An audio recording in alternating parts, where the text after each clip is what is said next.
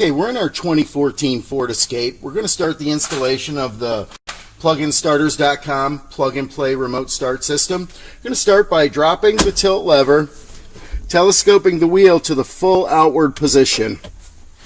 This we're going to use our T25 Torx, and we're going to remove the Torx from the steering column. In the back, we have a 7mm. We're going to also remove the 7mm as well. We're going to put the key in the ignition and turn the wheel to the 9 o'clock position.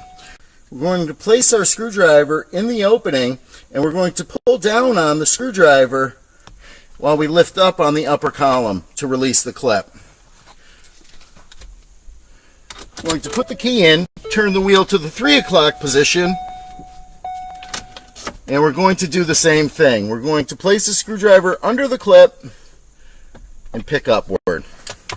Now we can separate the column plastic pieces by pulling up on the top.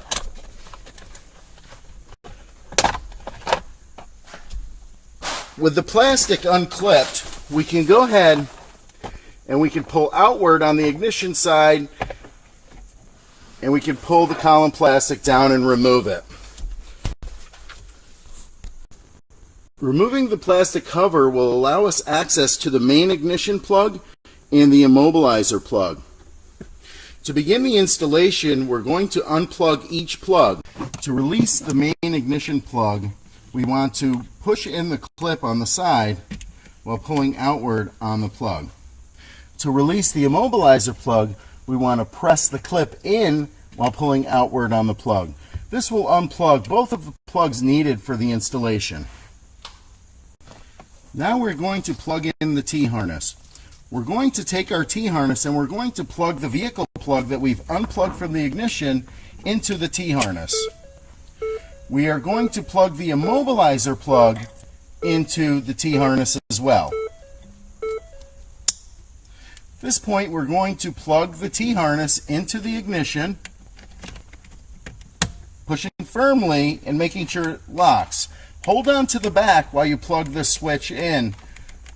Hold on to the back while you plug the harness in so that you don't damage the ignition switch.